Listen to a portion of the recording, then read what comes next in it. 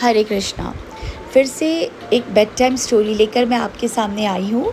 ये स्टोरी बचपन में मेरी ग्रैंड मॉम ने मुझे सुनाया था, तो अब मैं आपको शेयर करती हूँ। ओके, तो ये स्टोरी स्टार्ट होती है एक किंग से, जिसकी डॉटर होती हैं 7 डॉटर्स। ठीक है, तो वो जो किंग था ना, उसकी एक हैबिट थी, वो एवरीडे अपनी डॉटर्स को बुलाता था और उनसे पूछा था, बताओ तुम ये जो लैविश लाइफ जीती हो या जो तुम्हारा लिविंग स्टाइल है, ये किसकी वजह से है।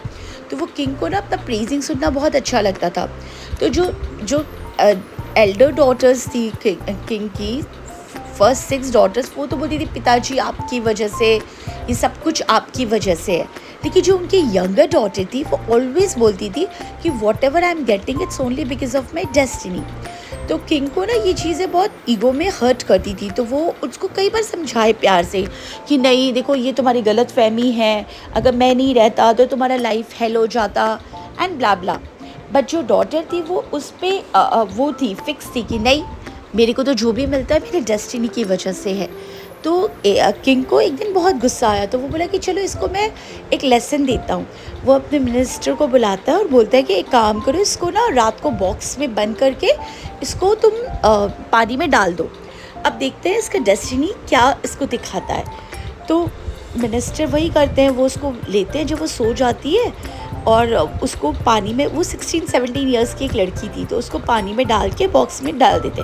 उस रात को बहुत तेज़ तूफ़ान था, वो इतना तेज़ तूफ़ान था, और उस बॉक्स में ना नीचे एक छेद भी हो जाता है फॉर्चुनेटली। तो उसमें ऑक्सीजन उसको मिला, पानी भी फिल हुआ, जिससे बॉक्स मतलब भारी हो गया, हैवी हो गया। तो जब बहुत तेज़ तूफ़ान आता है ना, वो हैवीनेस की वजह से जब वो एक पत्थर पे, स्टोन पे वो बॉक्स टकराता है तो वो टूट जाता है। और वो लड़की ना फिर एक अपने उस पे आके, शोर पे आके वो बेहोश हो जाती है। फिर अगले दिन जब लड़की, तूफ़ान कम होता है, लड़की की आंखें खुलती है उस प्रिंसेस की, तो वो देखती है कि एक जंगल है, और वहाँ पे वो चलते चलते देखती है कि एक बहुत हैंडसम सा लड़का एक जगह लेटा हुआ है, और उसके पूरे बॉडी में लाखों पिंस है, छोटे छोटे छोटे पिंस। वो देख, और वो दर्द के मारे ना कराह रहा था। तो उसके पेन को देख के ना उसे बहुत बुरा लगता है। तो सोचती है कि चलो मैं एक काम करती हूँ, मैं इसके पिंस को निकालती हूँ। और उसकी धीरे धीरे वो पिंस को निकालती गई एवरी डे। और जो जंगल की जड़ी बूटी होती है ना, उससे उसके वुंड को वो समहाउ उसको ड्रेसिंग करती गई। और वो जो प्रिंस था ना, उसको फिर धीरे धीरे आराम मिलने लगा, वो उस चीज़ को अच्छा लगने लगा। तो वो धीरे धीरे उसके बॉडी के ऐसे साल 1 ईयर बीतते गए। ठीक है, तो उसके बहुत सारे पिंस को वो निकाल दी, उसके ड्रेसिंग कर दी, उसके बॉडी को वो हील कर दी, उसके वुंड को हील कर दी। तो लास्ट उसकी आइज़ में 2 पिंस थे। तो वो सोची कि आज मैं एक काम करती हूँ कि अपने खाना वाना सब करके, क्योंकि जब ये होश में आएगा इसके आइज़ के, तो फिर मैं इससे कम्युनिकेट करूँ, तो I should need some time. तो वो सोची कि मैं पहले अपने जो डेली कोर्स है वो कंप्लीट करके आती हूँ, फिर इसका निकालती हूँ। वो गई, और जब वो गई ना, तो वहाँ पे जंगल में समहाउ एक लड़की और आई थी, वो भी रास्ता भटक कर। तो जब वो बताती है उसको कि ऐसा ऐसा बात था, मैं इस जंगल में हूँ, इतने सालों से हूँ, वहाँ पे एक आदमी लेटा हुआ है उसका। तो वो औरत बोलती है ठीक है, तुम यहाँ काम करो, मैं उस आदमी को जाती हूँ। जब वो जाती है, वो देखती है, वो उसको देख के रिकग्नाइज़ करती है, अरे ये तो प्रिंस है, और ये फ़लाने एक राज का, किंगडम का ये तो प्रिंस है। तो वो ना, औरत के दिमाग में ना एक चालाकी आती है, वो सोचती है क्यों ना मैं इसकी आइज़ के पिन को निकालती हूँ, और फिर मैं इसको बोलूँगी मैं ही हूँ। उसने वही किया, उसने उसके आइज़ के पिन को निकाला, और वो प्रिंस उसको देखा, तो प्रिंस ना उसको लेकर बहुत ऑब्लाइज्ड हुआ, उसको लेके बहुत वो हुआ कि चलो इसने मेरे लिए इतना कुछ किया, तो मैं अब इसी से शादी करूँगा। तो वो उस लड़की को प्रपोज़ कर देता है कि I get married to you only. तो लड़की खुश हो जाती है कि वाह, अब मैं प्रिंसेस बनूंगी। तो वो ना इतने दिन में, वो जो पहली लड़की, जो रियल प्रिंसेस थी, वो आती है। तो वो लड़की ना डर जाती कि ये तो बता दी अब इसको सब कुछ। तो वो झूठ बोल देती कि देखो, ये जो लड़की है ना, ये मेरी फ्रेंड है, और इसको भी हम अपने साथ लेके चलेंगे। तो जब वो प्रिंसेस ये देखती है कि ये लड़की, जो बाद वाली लड़की, इतनी चीटर है, पर वो कुछ बोलती नहीं है, बिकॉज उसके जो मैनर्स, एटिकेट होते हैं, जो मोरालिटी होती है, वो उसको उस बोलने से रोकता है। तो प्रिंस बोलता है ओके फ़ाइन। तो वो तीनों निकल जाते हैं। फिर वो अपने जब किंगडम में पहुंचते तो राजा भी बहुत खुश होता है, अपने बेटे को जो 2 साल पहले से किसी ने किडनैप कर लिया था। तो राजा भी एक्सेप्ट कर लेता है कि चलो इस लड़की से तुम्हारा 1 महीने बाद मैं एंगेजमेंट करा दूँगा। लेकिन होता क्या है ना, जब प्रिंस धीरे धीरे दिन बीतते हैं तो प्रिंस को ऐसा रियलाइज़ होता है कि ये जो लड़की है ना, ये प्रिंस की टाइप की नहीं है। मतलब उसमें कोई भी वो वाली चीज़ें नहीं दिखती उसको कि ये कैसे किसी की इतनी सेवा कर लेगी। इस लड़की में वो चीज़ उसको वो फील ही नहीं आया उसको क्वालिटी का। पर जो उसकी फ्रेंड थी ना, somehow Prince always get attracted towards that girl, कि वो उसको लगता था यार ये लड़की मुझे बहुत डिफरेंट लगती है। बट वो समझ नहीं पा रहे थे एग्जैक्टली क्या है। तो प्रिंस ना एक दिन कहीं जाने वाला होता है, तो वो पूछता है कि यार मैं तो जा रहा हूँ, तो मैं कुछ चाहिए अपनी फियोंसी से जो सेकंड वाली रहती है। तो वो बोलती है ना, वो बिकॉज़ वो ना एक बहुत वैसे थी, तो वो बोलती है कि मेरे लिए ना कुछ पान के पत्ते ले आना, कुछ सुपारी और कुछ और भी छोटे मोटे सामान मंगाते। तो प्रिंस को बहुत वियर्ड लगता है कि कोई किसी का चॉइस ऐसा भी हो सकता है। तो वो बोलता है ओके फ़ाइन। तो वो जब आगे जाने लग, क्योंकि प्रिंस का ना दिमाग तो कह रहा था कि नहीं I should get married to this girl because इसने मेरे लिए इतना कुछ किया, लेकिन उसका दिल ना टुवर्ड्स वो जो प्रिंसेस थी ना उसको लाइक करता था।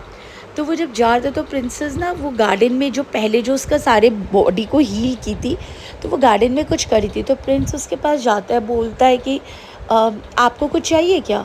तो वो लड़की बोलती है नहीं नहीं इट्स ओके, मुझे कुछ नहीं चाहिए। तो प्रिंस बोलता है नहीं कुछ भी आप बताओ।